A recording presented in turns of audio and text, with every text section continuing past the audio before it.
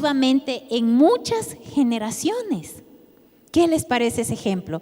¿Será esta una familia bendecida? Qué bendición tener estos descendientes, hasta un vicepresidente, imagínense. Pero algunos de ustedes dirán, ¿quién será el gringuito? Viven tan lejos, allá las cosas son diferentes. Pero yo les voy a dar un ejemplo de alguien que muchos de nosotros conocemos. ¿Se acuerdan de ustedes del pastor Fernando Lai? ¿Se acuerdan de nuestro querido pastor Lai, que ya está en la presencia del Señor? Pues él, cuando era chiquito, se quedó sordo y el Señor hizo un milagro y le devolvió la audición. Y el pastor se dedicó desde muy chiquito, muy jovencito, su vida la dedicó al Señor. Pero ¿qué pasa? Que no solamente él influyó en su familia, sino en 4 generaciones, empezando con sus padres, su familia, sus hermanos, sus hijos, sus sobrinos, los bisobrinos, no sé cómo se llaman los hijos de los sobrinos, ¿no? Influyó positivamente con el mensaje del Señor. Cuando él falleció, hace unos 2 años creo que fue que falleció Fernando, habían 140 más o menos miembros de su familia sirviendo activamente en la obra del Señor. ¡Qué bendición! ¡Qué bendición! Pero ¿será que eso solo le pasa a los pastores, a los teólogos? ¿Será? ¿O eso es para todos nosotros? Veamos qué dice la palabra del Señor. Vamos a abrir nuestras Biblias en el Salmo 112. Salmos 112. Yo voy a estar usando la TLA. La TLA es una versión bastante actualizada con un lenguaje sencillo que podemos entender. TLA, ustedes me pueden seguir en la versión que tengan. Salmos 112. ¿Tenemos ya? Dice así la palabra del Señor. Alabemos a nuestro Dios. Dios bendice a quienes lo adoran y gozan cumpliendo sus mandamientos. Los hijos de la gente honrada dominarán el país y serán siempre bendecidos. Tendrán en su casa muchas riquezas y siempre triunfarán en todo. Como son bondadosos, justos y compasivos, guiarán a la gente honrada como una luz en la oscuridad. La gente buena es generosa, presta a quienes le piden y maneja bien sus negocios. La gente buena jamás fracasa, siempre se les recuerda con cariño. Nunca le asalta el temor de recibir malas noticias, pues confía en Dios de todo corazón. No tiene por qué preocuparse ni por qué sentir miedo. Hasta mira con aire de triunfo a todos sus enemigos. Siempre que ayuda a los pobres, lo hace con generosidad. En todo sale triunfante y levanta la cabeza con orgullo.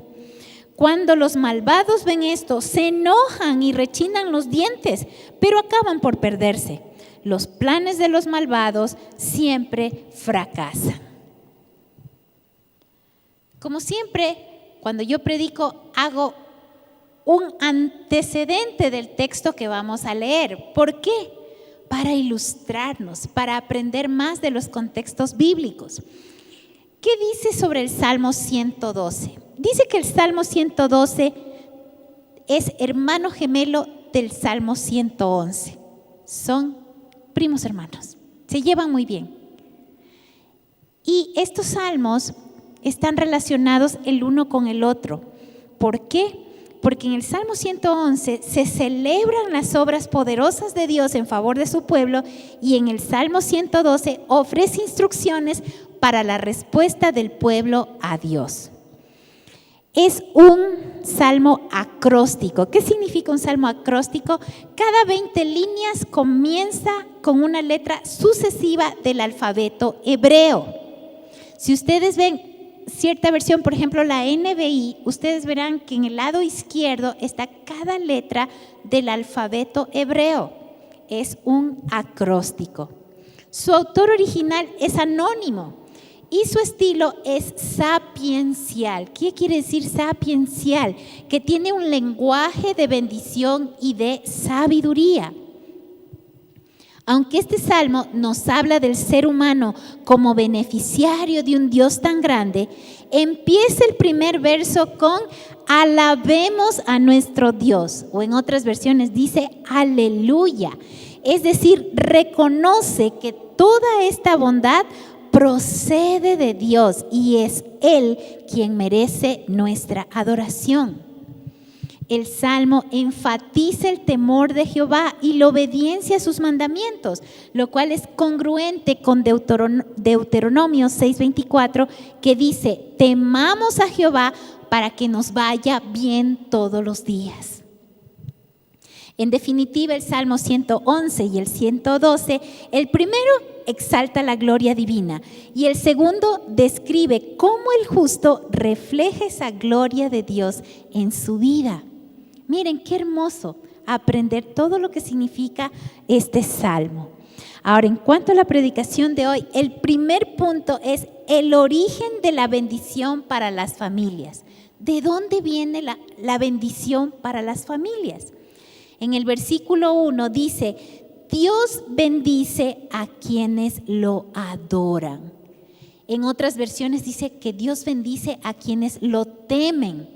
Pero esta palabra para nosotros tiene una connotación diferente, porque el temor es como sinónimo del miedo, de impotencia y ausencia de esperanza.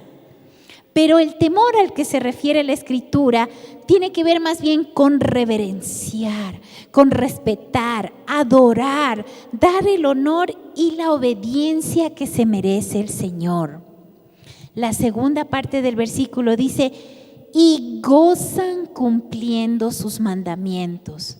No es por obligación ni por interés que cumplen los mandamientos de Dios estas personas justas. Es un deseo genuino de aprender cada día más de su Creador y complacerlo con la obediencia. A mí me encanta cuando hay hermanos que me dicen, ¿cuándo van a empezar el siguiente ciclo de la ruta de crecimiento espiritual? Porque yo quiero seguir el libro, yo quiero aprender más de Dios. Y saben que en la ruta tenemos hermanos que son bien mayorcitos y que uno dice, ¿será que a esas alturas puede estudiar? Claro que sí, porque están deseosos de aprender más de la palabra. También hay jovencitos que vienen y me dicen, Paz, encontré este versículo que no entiendo lo que significa, ¿me puede explicar qué significa? Y a mí me encanta compartirles el conocimiento del Señor. Imagínense, si a mí me llena de alegría, cuánto más se alegra el Señor cuando ve que sus hijos quieren saber más y aprender más de su palabra para obedecerla. Esta persona que reverencia, obedece y da honor a Dios, que se deleite en aprender más de su palabra y ponerla en práctica, ya tiene su premio, su recompensa. ¿Cuál es el premio? A ver, aquí, ¿a quiénes les gustan los premios? ¿A quiénes les gustan los premios? A todos nos gustan los premios. Y aquí hay un premio. Dice que Dios lo bendice. Y saben que la bendición de Dios es mejor que sacarse la lotería. La bendición de Dios es desde la eternidad y hasta la eternidad. Es para siempre. Mientras más profundizamos en el conocimiento de Dios, en sus promesas, sus verdades que hay en la palabra, empezamos a ver la vida con otros ojos. Como dicen los chicos, con filtro. Con el filtro de la verdad. Con el filtro de su amor y de su gracia. Ahora, el segundo punto de nuestra predicación es la recompensa. ¿Cuál es la recompensa? Versículo 2. Los hijos de la gente honrada dominarán el país. Dominarán, esa palabra nos asusta, ¿no? ¿Será que vendrán con un ejército armados a dominar? No, mis queridos, ellos serán poderosos, pero no para ejercer violencia, porque ellos reflejarán al Dios al que temen, es decir, serán misericordiosos y justos. Ellos dominarán con misericordia y con justicia. En segundo lugar dice que siempre serán bendecidos. Ahí en el versículo 2 dice, y siempre serán bendecidos. Tendrán en su casa muchas riquezas y siempre triunfarán en todo. Como que a veces nos suena difícil de cumplir este versículo, ¿no, verdad? Dice que triunfan en todo. Mis queridos, las bendiciones y las riquezas no siempre son económicas. Sí es verdad que hay bendiciones que son en dólares, pero no todas. Y les voy a nombrar algunas bendiciones. Vivir en paz, tener tranquilidad, salud, no tener enemigos, tener hijos. Hay muchas parejas que están años de años tratando de tener hijos y no pueden. Tener hijos es una bendición. Tener esposo, esposa. Y muchas veces ahí tenemos el esposo, la esposa. Y sobre todo los varones dicen, ay, es que esta mujer como molesta con la cantaleta. Y renegamos de la esposa que Dios nos dio. Pero créanme que hoy en día hay muchos jóvenes que ya están llegando a los 40 y que están rogando por tener esposa y nada que ver. Así que tener esposa y esposo es una bendición. Agradezca, aunque sea cantaletosa, agradezca que tiene esposa. ¿Qué más dice? Tener una buena comunicación con la familia, gozar de libertad para reunirnos, para adorar al Señor, disfrutar de una buena reputación, llegar a ver a los nietos. ¿Cuántos tienen nietos? Dice la palabra que los nietos son coronas. A mí todavía no me regalan ni una. Estoy pidiendo, ¿cuándo será que me dan mi corona con los nietos? ¿Y se acuerdan la ilustración que hicimos al comienzo del mensaje? Cómo los descendientes de estas personas fueron bendecidos. Lugares importantes de influencia. Quizá nosotros no veremos esa recompensa. Porque imagínense, el señor Edwards, que vivió en 1700, no llegó a ver al vicepresidente, a tanta gente importante. Pero nosotros confiamos en las promesas y el pacto del Señor. Y Él cumplirá sus promesas. Hay bendiciones que no tienen precio. No tienen precio. Y debemos dar gracias a Dios porque son nuestros hijos que recibirán esa recompensa. Pero ¿saben qué? Que toda bendición tiene requisito o condición. Vamos a ver requisitos, condiciones para recibir la bendición. Versículo 4, dice la palabra del Señor. Como son bondadosos, justos y compasivos, guiarán a la gente honrada como una luz en la oscuridad.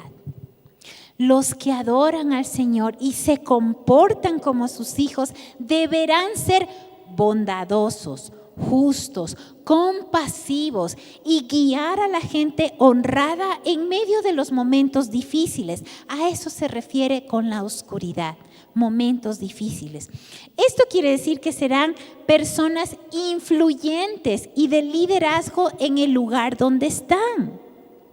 Eso es lo que el Señor quiere, que seamos personas influyentes y de liderazgo en el lugar donde estamos. Y a veces decimos, ay, es que cuando yo sea el presidente de mi comunidad, allí seré una persona de influencia. Mis queridos, empieza por la casa. Y a veces no tenemos influencia ni con la familia, ni el perro nos hace caso. Pero debemos ser personas que guíen a otros en medio de los momentos difíciles. ¿Qué más dice el versículo 5? La gente buena es generosa, presta a quienes le piden. Para nosotros esto no nos dice mucho. No es muy difícil ser generoso y prestar a quien nos pide. Pero en el contexto judío, para los judíos, para quienes fue escrito este salmo, recibir algo gratis que no le cueste nada era lo peor que usted le podía hacer. Y es por su forma de pensar. Ellos piensan que dar algo gratis es caridad. Y la caridad solo es para los mendigos y los indigentes. Así que cuando a ellos les daban algo gratis, sentían que los estaban tratando como indigentes. Ellos siempre tenían que hacer un esfuerzo para merecerse las cosas. Y saben que eso no solamente es en ese tiempo. Cuando mi hija vivía en Corea, ella dice que allá también a la gente no le gusta que le den nada gratis, porque se sienten como que los están menospreciando. Entonces, cuando el texto dice, presta a quienes le piden, lo que estaba diciendo en ese contexto es que le estaba dando la oportunidad a la persona necesitada de devolver el favor, porque cuando alguien le presta, uno devuelve. Entonces, cuando la persona podía devolver, se sentía dignificada, no se sentía como un mendigo. Y también, la gloria es del Señor. En otras versiones dice que presta generosamente. ¿Por qué dice generosamente? No es que le va a prestar así de gotita en gotita. No, ¿por qué prestaba generosamente? Para que no necesite ir a pedir prestado a donde otras personas y pasar la vergüenza. Por eso prestaba generosamente. Dice también el texto, y maneja bien sus negocios. Quiere decir que no es un usurero o chulquero, no tiene pesa falsa, es decir, no engaña a alguien de manera deliberada, es decir, que no estafa con premeditación. Así es el hombre justo, así es el hombre que vive reflejando a su Señor. Versículo 6, la gente buena jamás fracasa, siempre le recuerda con cariño. Yo creo que aquí se equivocó la Biblia, porque yo conozco algunas personas buenas que no les va bien. Yo conozco personas justas que no les va bien en los negocios, que tienen problemas con sus hijos, que se acaban sus matrimonios. ¿Será que se equivocó la palabra? Ahora déjenme leerles algo. Romanos 8:28. Vamos a ver, ¿qué dice Romanos 8:28? Dice la palabra del Señor. Y sabemos que a los que aman a Dios, todas las cosas les ayudan a bien. Esto es, a los que conforme a su propósito son llamados. Aun cuando no nos salgan bien las cosas, aun cuando no nos salga el negocio que estábamos pensando que sí iba a salir, aun cuando nuestros hijos no veamos esa bendición, no ha perdido Dios el control de nuestras familias. Y dice la palabra que todo ayuda para bien. Estas situaciones difíciles que vivimos nos ayudan a confiar más en el Señor, nos ayudan a rendirnos delante de Él, porque nos encanta a nosotros hacer lo que nos parece y cuando sale mal ahí estamos, Señor, ayúdame, socorro. Nos ayuda a rendirnos, a entregarle nuestros planes y proyectos al Señor para que prosperen. ¿Qué más dice? Nos ayudan a depender de la soberanía de Dios y a formar nuestro carácter.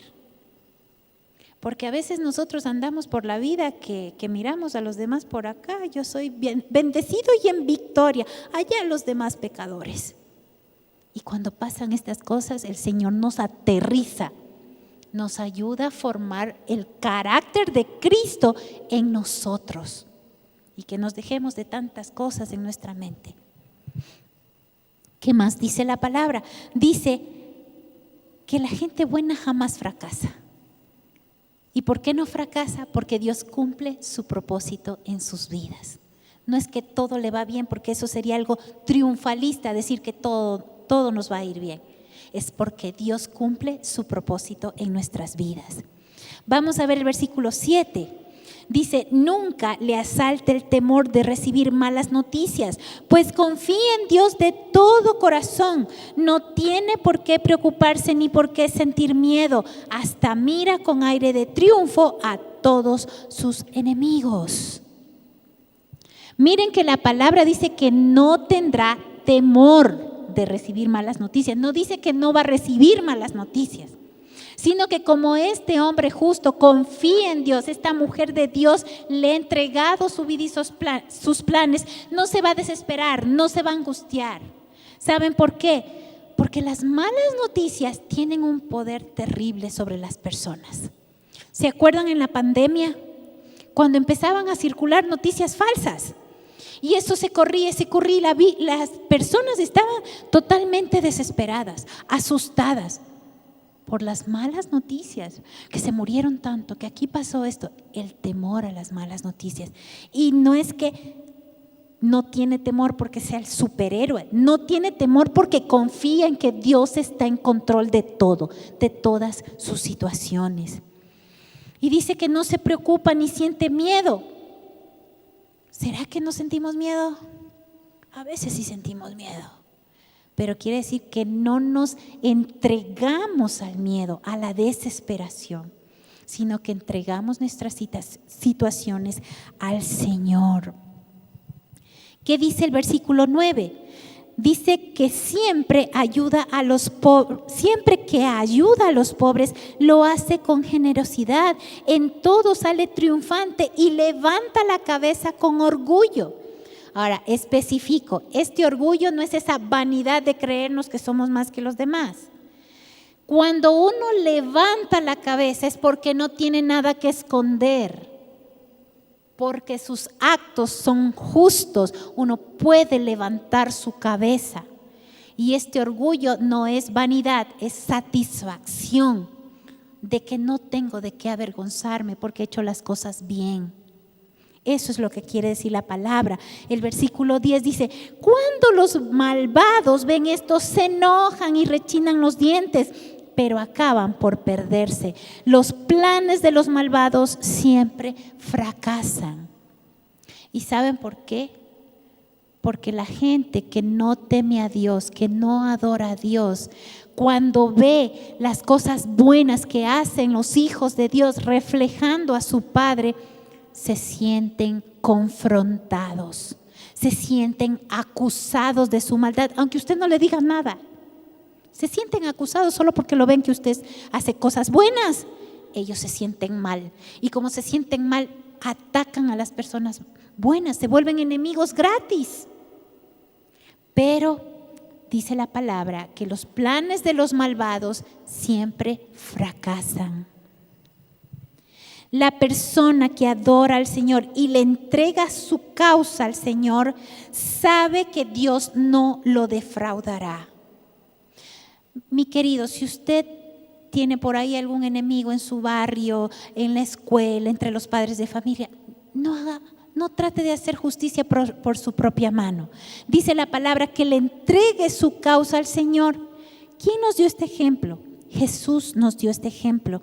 Veamos Primera de Pedro 2:23. Primera de Pedro 2:23 nos habla sobre Jesús. Dice la palabra del Señor: cuando lo maldecían, no respondía con maldición. Cuando sufría, no amenazaba, sino que remitía su causa al que juzga con justicia. El Señor Jesús remitía su causa al que juzga con justicia. Así que, mi hermano, si usted está recibiendo injusticia en su vida, entréguele su causa al que juzga con justicia y usted recibirá justicia de parte de Dios. Ese amén que se oiga más fuerte.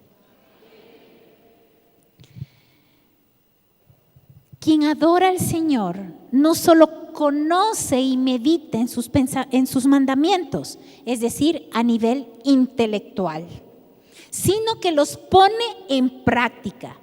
Su justicia no es un simple discurso, es su forma de vida. Su misericordia y generosidad no son solo palabras, son hechos comprobados. Al hacerlo, se convierte en ejemplo para sus hijos, quienes imitarán y seguirán sus pasos. Entonces les tengo una noticia: que las bendiciones para los hijos no son gratis, hay que trabajar. Lo que nos está mostrando aquí es que los padres tenemos que modelar, ser ejemplo de conducta para nuestros hijos.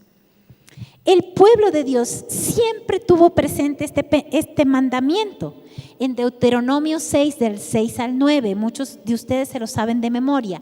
Deuteronomio 6, del 6 al 9.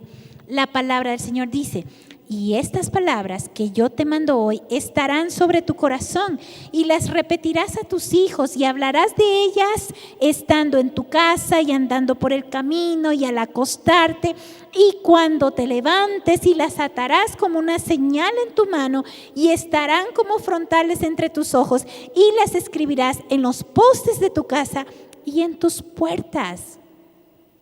Es decir, que la influencia de los padres en la enseñanza de la palabra de Dios a sus hijos era en todo momento. Es mejor enseñar a tiempo antes que corregir a tiempo. Este versículo, ¿qué quería decir? Que los padres judíos todo el tiempo le estaban repitiendo las escrituras a sus hijos.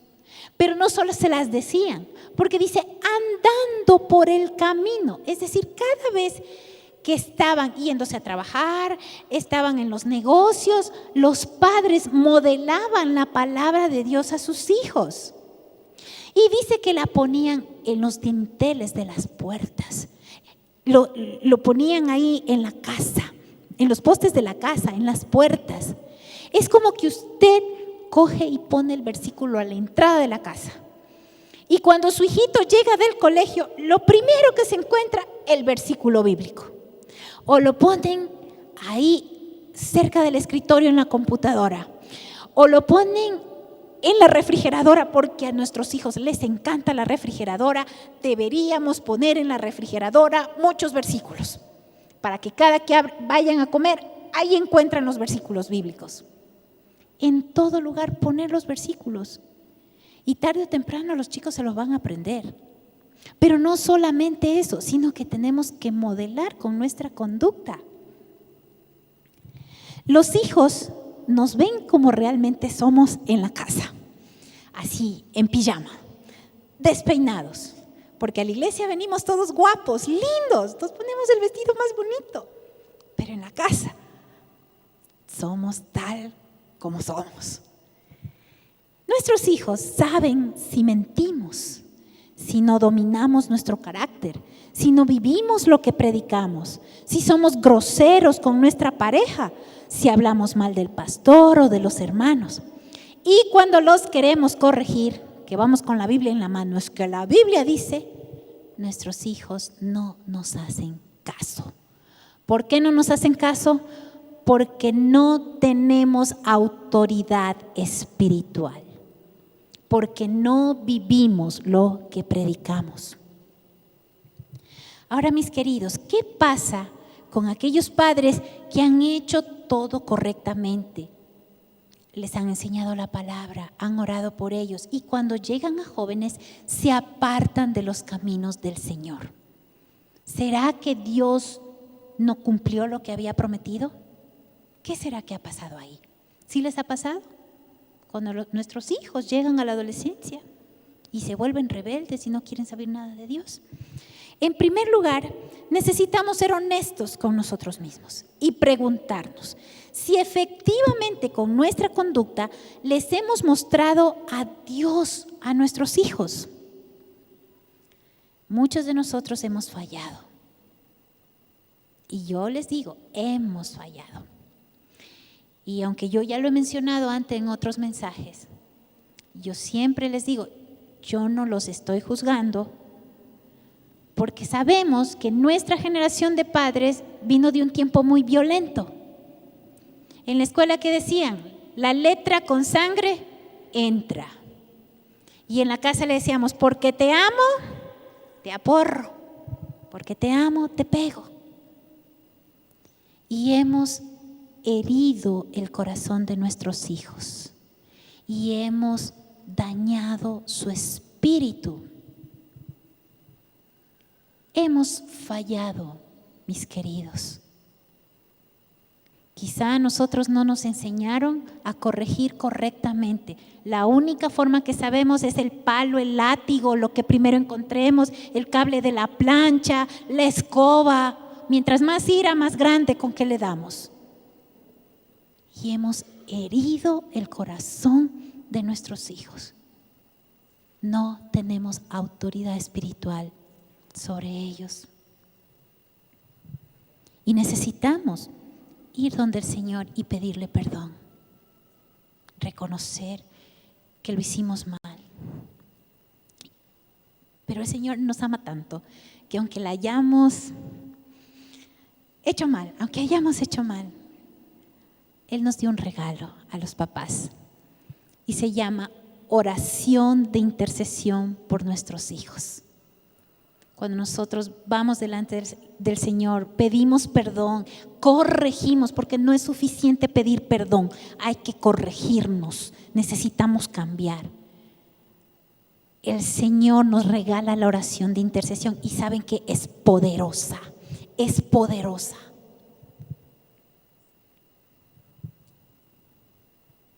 En segundo lugar, debemos confiar en las promesas y en los pactos del Señor. Esa palabra que usted sembró en el corazón de su hijo, esas canciones que usted le enseñó cuando eran chiquitos, con palabra de Dios, tienen una promesa.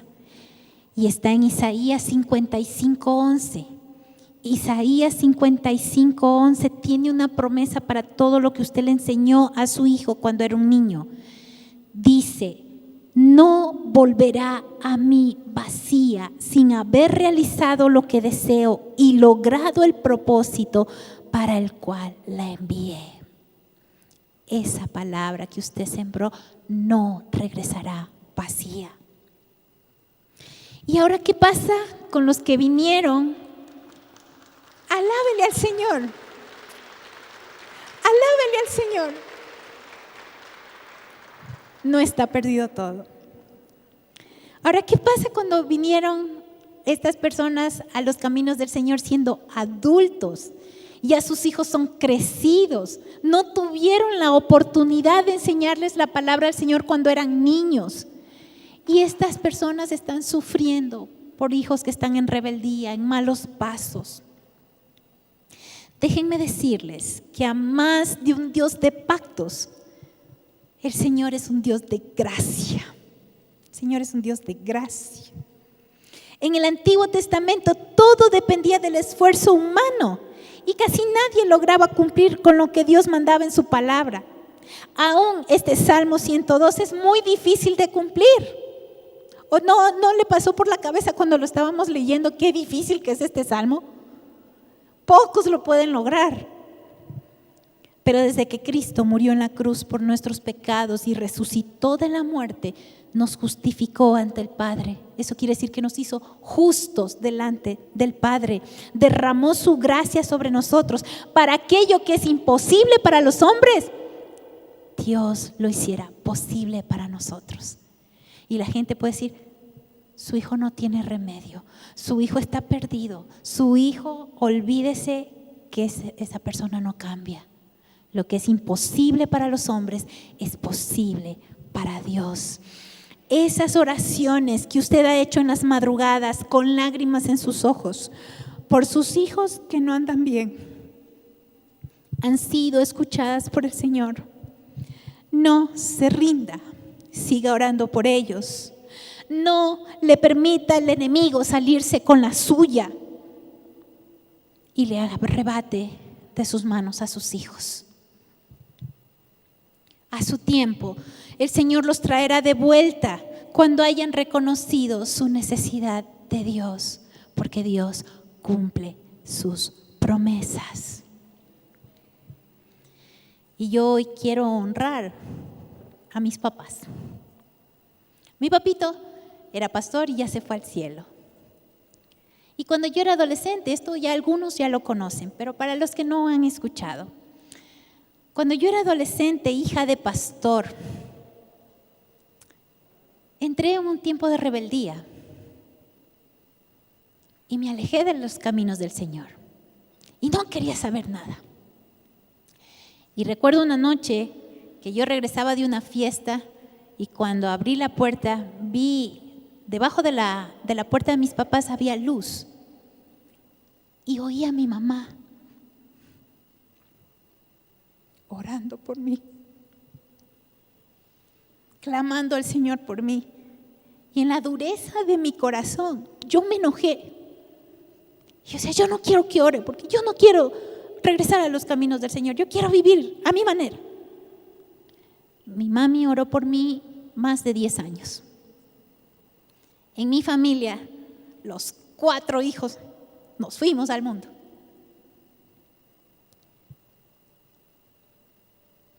Y mi tercer hermano fue el que primero se fue de la casa. Y mi mami oraba junto con mi papá. Oraban. Y el Señor fue el primero que lo trajo de vuelta, casi muerto, con una enfermedad muy grave. Él estaba grave en el hospital cuando se acercó un pastor que estaba visitando. Y resulta que ese pastor era amigo de mis papás. Y cuando lo vio allí, a mi hermano le dijo, el Señor te está dando una última oportunidad, no la desperdicies. Pasó el tiempo y casi misma historia conmigo, más muerta que viva. Estaba en la cama de un hospital, sin signos vitales. El Señor me trajo de vuelta, después de 10 años de mi mami orar por mí. Mi segundo hermano, mi mami oró casi 20 años por él. Y le digo que para la gloria de Dios, los 3 trabajamos en el pastorado. Tengo 2 hermanos pastores. El chiquito, que ya no es tan chiquito, el menor. Él es ingeniero comercial, pero él le traduce a los misioneros cuando vienen a predicar acá. Y estamos sirviendo al Señor. ¿Por qué? Por las oraciones de mi papá y de mi mamá. Porque Dios cumplió lo que les prometió. Y les comparto este mensaje para que no pierdan la esperanza. No pierdan la esperanza. Sigan luchando, sigan orando por ese hijo que parece que no tiene remedio. A su tiempo el Señor lo traerá de vuelta.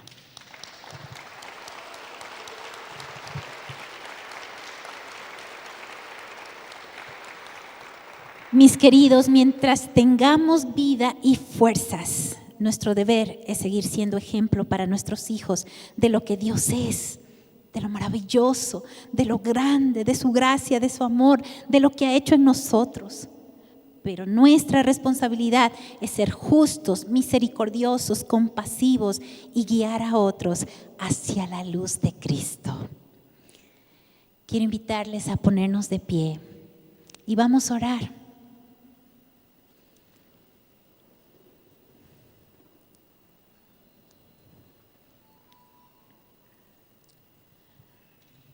Padre amado, en esta mañana reconocemos, Señor, que hemos fallado, que en muchas cosas no hemos sabido reflejar tu amor, tu gracia, el Dios tan maravilloso que eres a nuestros hijos.